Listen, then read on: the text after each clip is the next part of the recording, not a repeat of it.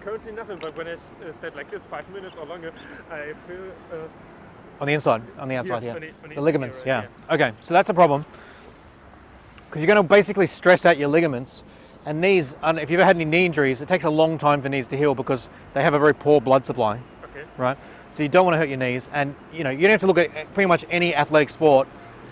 The elite athletes will be hurting their knees all the time, all right? And they have to have knee surgery, to repair the ligaments. Yeah. So you want to avoid that at all costs. It's a nasty business. So you don't want to basically be doing a chronic stress on them, which is what, if you're feeling that after just by standing there, that's not good. So it's a common mistake in Wing Chun with the first form of thinking that the stance is this. This is a movement called adduction, so A-double-D. So when you're pushing together, that is a total mistake. So you never ever push your legs close together like this. It's a common problem in Wing Chun, which is what I've noticed is if you show people how to do things, they almost always do the same wrong thing. It doesn't matter who you show. You can show 100 people and you show them the right way, they'll all do the wrong thing. And that's why I think Wing Chun is very vulnerable to lineages losing wisdom, losing information, right?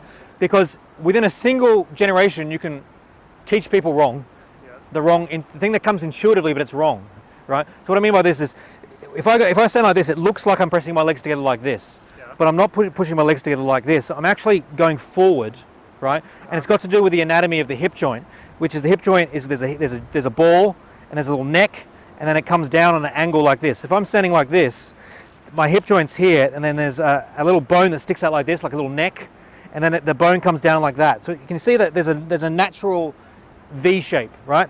It's kind of a logical thing as well, which is my hips are here and my knees are here, therefore they have to be angling in on a diagonal, right? It's a logical thing. So if I stand like this, it's the same thing. There's still this kind of natural incline, even though I've moved my legs apart.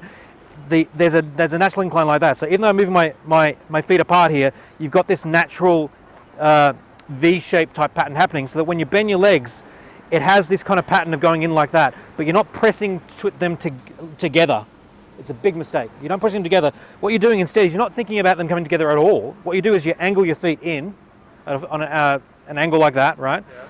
And then you just simply lower your body by bending your knees. You relax your joints here, relax your joints here, relax your joints here, and you lower your body down. So what the most obvious effect of that is your knees bend, but the other joints move as well. So the knees bend, and then that makes it look like it's coming in, but it's not. It's actually coming forward.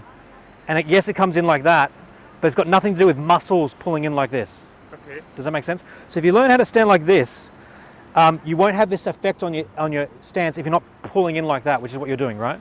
So as I can see how you're doing it. Every time you do it, you're actually going like that. Yeah. As if I don't know, I went to kick you like this, and you went like that to stop it, right?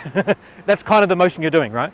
It's dead wrong. And again, it creates tension in this area, which makes it very easy to push people around, right? So it's one of those mistakes. Like sometimes it's even translated as the stance is translated as double adduction stance, which is you're adducting here and adducting here. I think it's a terrible mistake. Okay. It's an optical illusion.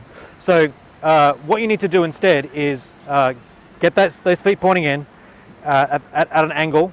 And if you have trouble with that, that's a different thing. Like, do you find it hard to point your feet in, or is it easy? Excuse me, again, please. Do you find it hard to point your feet in, or is it easy for you? It's easy. Okay, I won't talk about it then. Some people find it hard. I was one of the people who found it hard. Okay. But we won't talk about it now. So if you find that easy, just make sure, as long as it's not parallel, as long as it's not sticking out, not parallel, but slightly in, that's all you need. It doesn't have to be a lot.